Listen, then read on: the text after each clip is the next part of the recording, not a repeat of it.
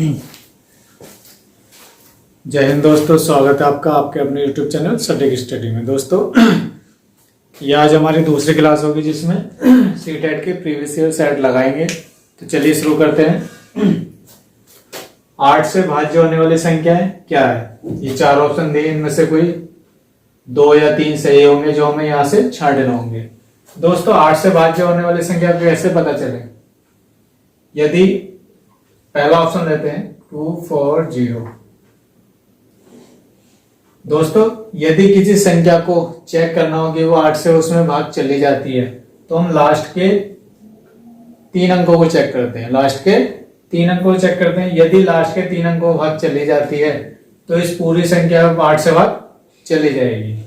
चलिए चेक करते हैं 3 अंकों को। 8 के 24 बचा 0 यानी भाग जा रही है, तो इस पूरी संख्या 8 से भाग जा रही है, यानी ऑप्शन हमारा ये सही हो जाएगा।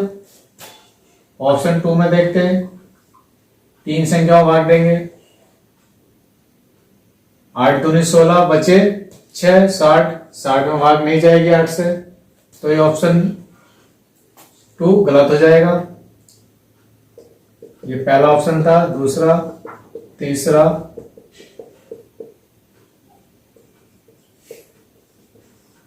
इनमें चेक करेंगे। 8 × 8 एक बार, 4 बचे, 8 × 48 यानी भाग चली जाएगी इसमें। ऑप्शन 3 भी सही है। ऑप्शन 4 को चेक करते हैं। 9 7 1 2 4। 8 × 8 बचे 4, 44 हो रहा है, तो इसमें 8 से भाग नहीं जाएगी, तो ऑप्शन 4 हमारा गलत हो जाएगा। तो दोस्तों ऑप्शन हमारा पहला और तीसरा सही हो जाएगा, जो कि ऑप्शन सी हमारा सही हो जाएगा, पहला और तीसरा। तो दोस्तों ये थी भाज्यता कि कैसे चेक करेंगे 8 में भाग चली जाएगी। तो लास्ट के 3 अंकों को चेक करते हैं। अगर 3 अंकों में भाग जा रही है तो उस पूरी संख्या में 8 से भाग चली जाती है। चलिए नेक्स्ट क्वेश्चन पर आते हैं।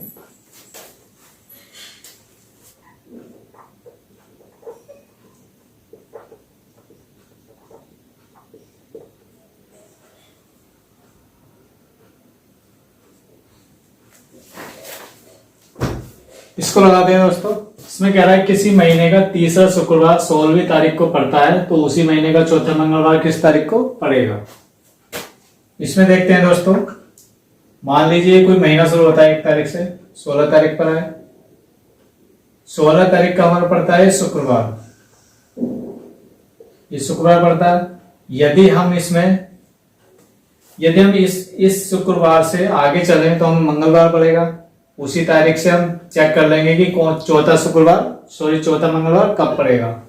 16 तारीख का शुक्रवार है, यदि हम इसमें 4 तारीख और जोड़ दें, यानी 16 17 18 19 20 1 2 3 4, यानी शुक्र, शनिवार,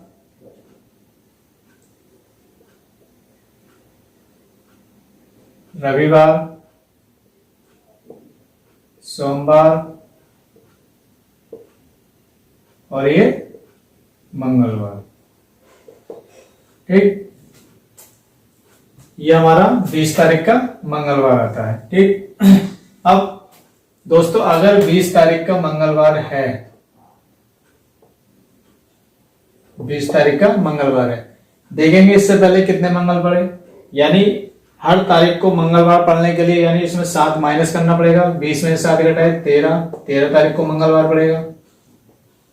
13 में से 7 घटाएंगे, ये 6 तारीख को मंगलवार पड़ेगा।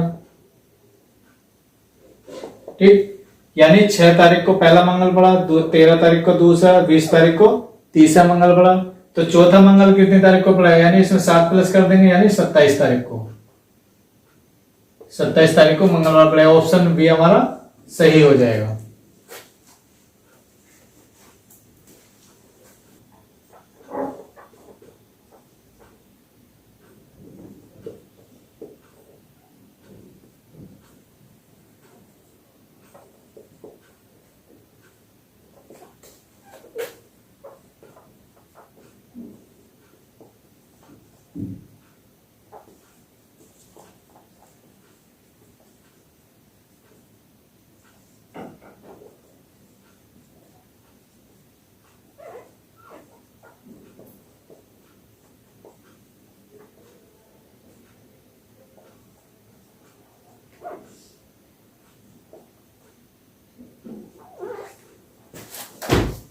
चलिए इसको करते हैं। इसमें हमें समीकरण दिए जिसमें ये सभी एक दूसरे के बराबर हैं, तो इसमें कह रहा है के का मान ज्ञात कीजिए। तो के का मान कैसे निकालेंगे दोस्तों, यहां हमें दिया है a प्लस बी बटे सी बराबर के, सी को उधर लेके जाएंगे तो a प्लस बी बराबर हो जाएगा सी के। ठीक, आगे दिया है हमें b प्लस सी बटे a बराबर के, a उधर जाएगा तो k के साथ गुणा में आ जाएगा।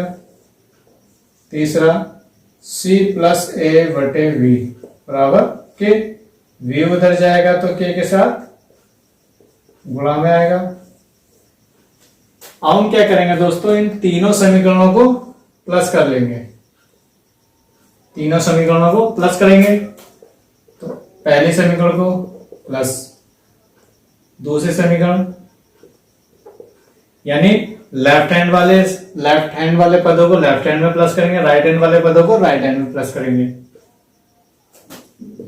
c प्लस ए बराबर राइट हैंड वाले पद c के प्लस ए के प्लस बी के।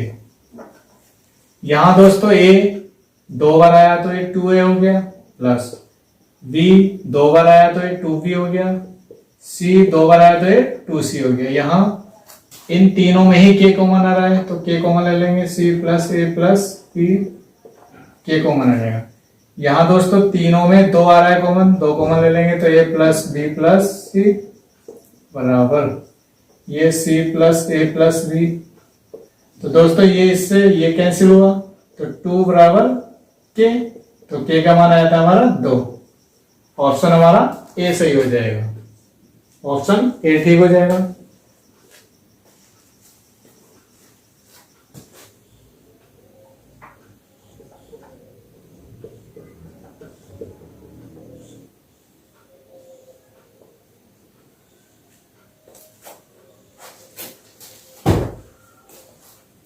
चला आते हैं दोस्तों, इसमें कह रहा है निम्न में से कोई 3 मापों को लेकर कुल कितने त्रिभुज बनाए जा सकते हैं। भुजा की माप 1.2 सेमी, 4.2 सेमी, 5.9 सेमी और 8.1 सेमी है। तो दोस्तों किसी भी त्रिभुज को बनने के लिए त्रिभुज में 3 भुजाएं होती हैं, त्रिभुज में 3 भुजाएं होती हैं। यदि मान लीजिए 2 छोटी भुजाएं हैं ए और बी,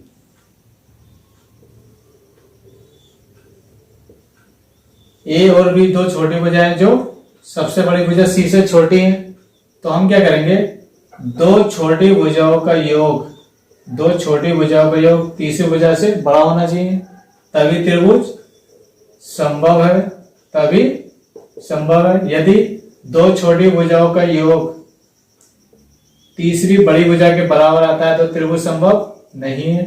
यदि 2 छोटी भुजाओं का योग छोटा आ रहा है तीसरी बड़ी भुजा से, तब भी त्रिभुज संभव नहीं है। संभव कब होगा, जब 2 छोटी भुजाओं का योग तीसरी भुजा से ज्यादा हो जाए। तो चेक करते हैं कौन कौन सी भुजाओं से त्रिभुज बन सकता है।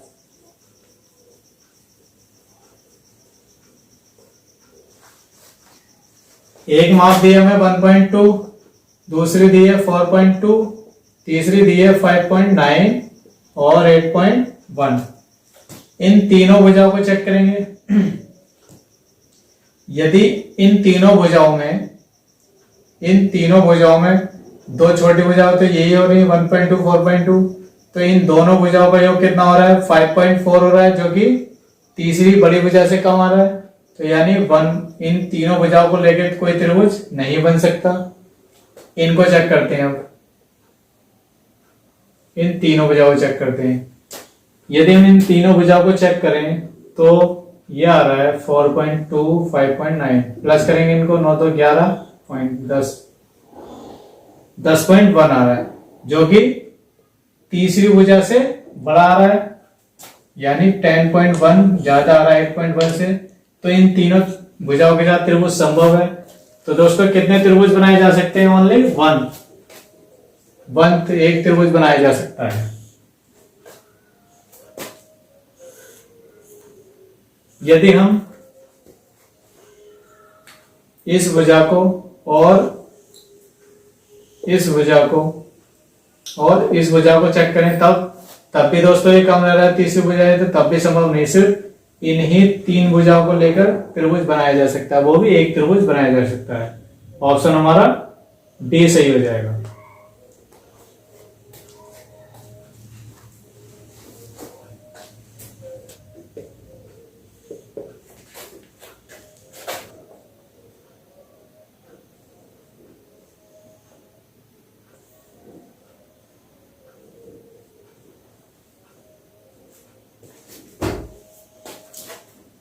एक भिन्नगार अंश के दोगुने से एक अधिक है, अंश में दो जोड़ने और हर में ये तीन घटाने पर संख्या एक प्राप्त होती है, तो मूलभिन्न ज्ञात कीजिए।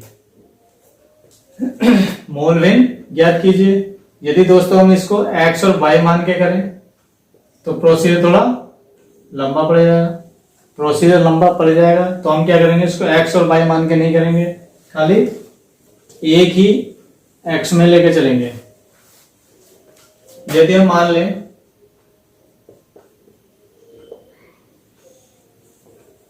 कह रहा भिन्न का हर अंश के दोगुने से एक अधिक हो जाता है। अंश अगर x है तो हर क्या हो जाएगा, भिन्न का हर अंश के दोगुना, इसके दोगुने से एक अधिक यानी +1। ये हमारा अंश हो गया, ये हर हो गया, ये अंश हुआ और ये हर हुआ। आगे कह रहा है अंश में दो जोड़ने पर अंश में दो प्लस करेंगे, हर में तीन घटाने पर -3 करेंगे, तो घटाने पर संख्या एक प्राप्त होती है यानी एक आता है इसका मान। अब क्या करेंगे दोस्तों, ये नीचे वाली संख्या उधर जाएगी तो इसके साथ गुणा में जाएगी, यानी 1 की इससे करेंगे तो यही मिलेगा हमें 2x + 1 - 3 x + 2x। इनको सॉल्व करेंगे, ये आएगा +1 - 3 - 2 हो जाएगा। ये 2 था, ये -2 का इधर लाएंगे प्लस का हो जाएगा, उधर 2x था, ये x उधर आके माइनस का हो जाएगा, ये प्लस हो गए, ये x हो गया, तो x का मान आया था हमारा 4। अब वो कह रहा है मूलभिन्न ज्ञात कीजिए। मूलभिन्न क्या रहती है हमारी, यही होती है x बटे 2x + 1। x का मान रखेंगे यहाँ 4 बटे 4 + 1, 8 + 1, मूलभिन्न हो जाती है 4 बटे 9। ऑप्शन हमारा डी सही हो जाएगा।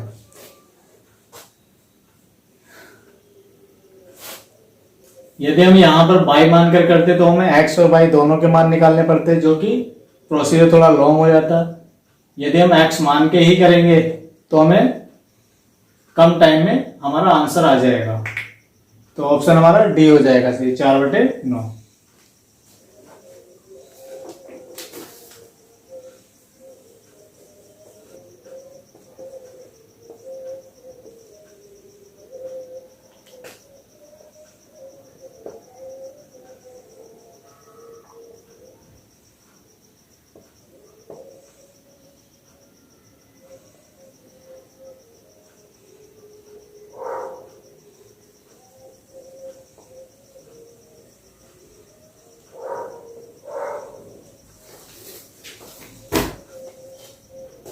इसे लगाएंगे, कह रहा सरल कीजिए,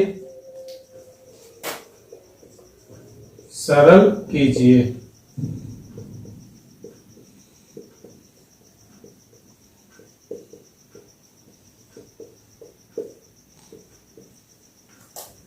दोस्तों जब भी ब्रैकेट वाले इस तरह की समीकरण आती हैं तो वहां बोर्डमास रूल लगता है। क्या लगता है, बोर्डमास।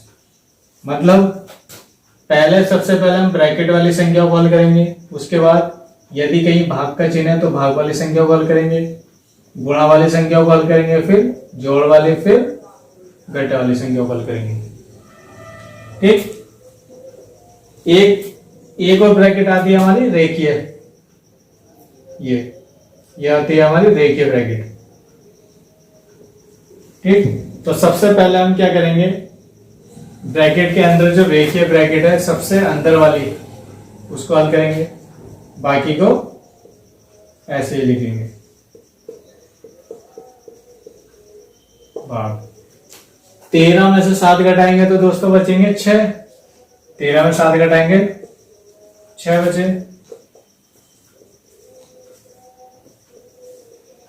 -8, इनको माइनस करेंगे, सॉरी यहां भाग है, 6 से भाग देंगे, 6 चौक 24, 4 बार भाग गए यहाँ।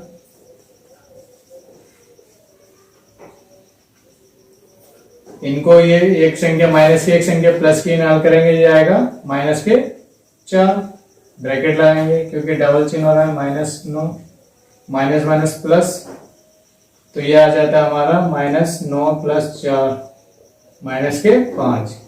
ऑप्शन हमारा ए सही हो जाएगा, ऑप्शन ए सही हो जाएगा।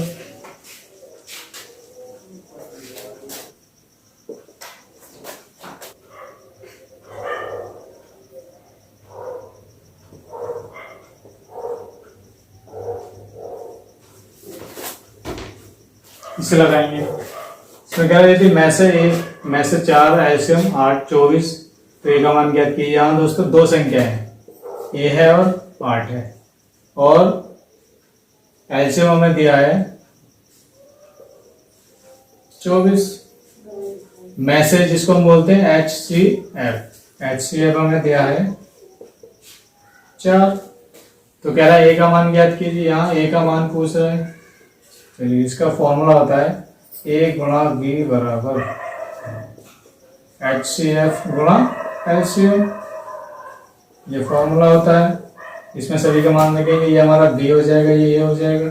A हमें निकालना है, A कितना है, B कितना है 8, HCF 4, LCM 24, 8 उधर जाएगा तो भाग में जाएगा, 8 से एक बार, 8 से 3 बार, 8 के 24, ये 4 गुणा 3, इनकी मल्टीप्लाई करेंगे 12, तो ए का मान आ जाएगा हमारा 12, ऑप्शन ए सही हो जाएगा।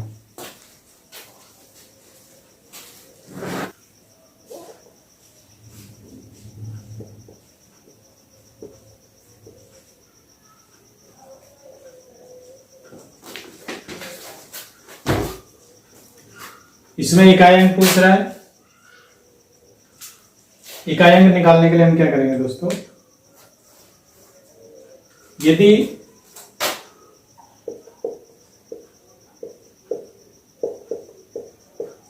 यदि हमारी लास्ट की संख्या 3 है, लास्ट की संख्या 3 है, तो इसमें क्या करेंगे दोस्तों, जो हमारी पावर है उसको 4 से भाग करेंगे, उसको 4 से भाग करेंगे। 4 से भाग करने के बाद जो शेष बचेगा उसको हम 3 की घात बना लेंगे, 3 की घात बना लेंगे। चलिए इसको 4 से भाग करते हैं।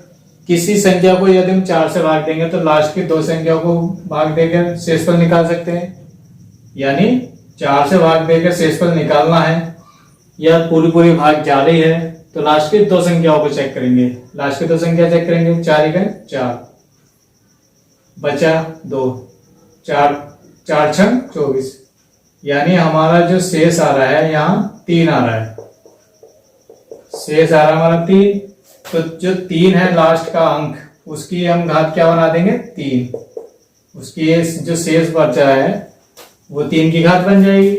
तो 3 का घन होता है दोस्तों 27, तो हमारा इकाई का अंक आया 7, इकाई का अंक आया 7। दोस्तों यदि कोई संख्या चाहे कितनी भी बड़ी है, मान लीजिए ये कोई संख्या है, अगर मैं कहूं इसका इकाई का अंक क्या है, तो जो सबसे लास्ट की जो संख्या होगी वो हमारा इकाई का अंक होती है। मान लीजिए यहां है, इसका इकाई का अंक क्या होगा 9। तो ऐसे ही दोस्तों यदि इसमें पावर दी है तो उसको हल करने के लिए हम क्या करेंगे, जो पावर दी है उसको 4 से भाग करेंगे, 4 से भाग करने के बाद जो शेष बचता है वो जो हमारी इकाई का अंक होती है उसकी घात बना देते हैं। उसको हल करने के बाद जो आता है इकाई के अंक पर, वही हमारा इकाई हो जाता है। तो ऑप्शन हमारा बी सही हो जाएगा।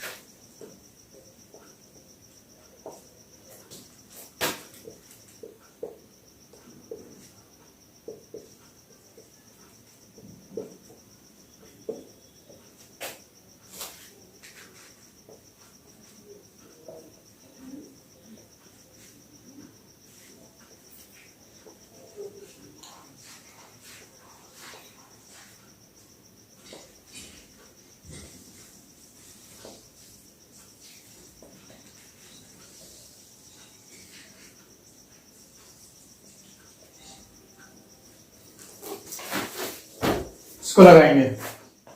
2018 में अमित का वेतन 12,650 था। ये 2018 का वेतन हमारा। वर्ष 2016 से उसका वेतन प्रति वर्ष 10% और 15% बढ़कर 2018 के वेतन तक पहुंच गया है। वर्ष 2016 में उसका वेतन कितना था, यानी 2016, 2017, 2018, ठीक। 2017 में 10% बढ़ा, 2018 में 10% बढ़ा, उसके बाद उसका वेतन कितना हो जाता है, बढ़ने के बाद उसका वेतन हो गया है 1,26,500 रुपये। तो कह रहा है दोस्तों 2016 में उसका वेतन कितना था, ये वो पूछ रहा है। मान लो 2016 में उसका वेतन 100% था, तो जो 2 बार वृद्धि हुई है उनका हम सक्सेसिव निकालेंगे। क्या निकालेंगे, सक्सेसिव। 10 प्लस 15 प्लस 100, ये हो गया 25 प्लस 0 से 0 कैंसिल हुआ, ये 1.5, इनको हल करते हैं आता है 26.5%। तो टोटल 2017 और 18 में बढ़कर उसका 26.5% की वृद्धि हुई, 26.5% की वृद्धि हुई। मान लीजिए 2016 का वेतन 100% था, तो 2018 में उसका वेतन कितना हुआ, 126.5%। 126.5% का मान है 1,26,500। 100% यानी जो 2016 का वेतन था वो हमें ज्ञात करना, उसको x मान लेंगे। यहां दोस्तों पॉइंट हटाएंगे तो ऊपर 1 0 पड़ेगा,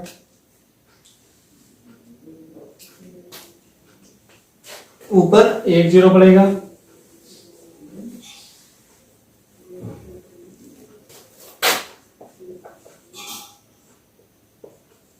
नीचे से पॉइंट हट गया, x बटे, यहां दोस्तों ये एक बार कैंसिल हुआ, ये भी एक बार, 2 0 बचे। ये से क्रॉस मल्टीप्लाई होगी, इसकी 1 से क्रॉस मल्टीप्लाई, तो x ही आएगा, ये हो जाएगा 1 लाख।